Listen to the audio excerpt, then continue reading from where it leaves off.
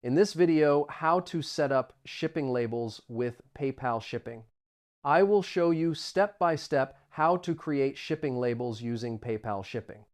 First, go to the PayPal website and log in to your account.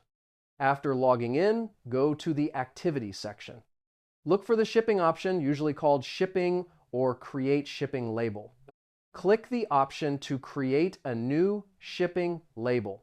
Enter the recipient's full name.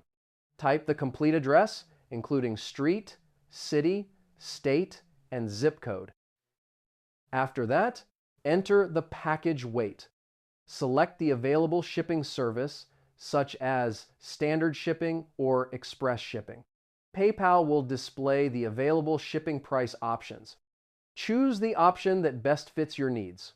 Review all the information to make sure everything is correct.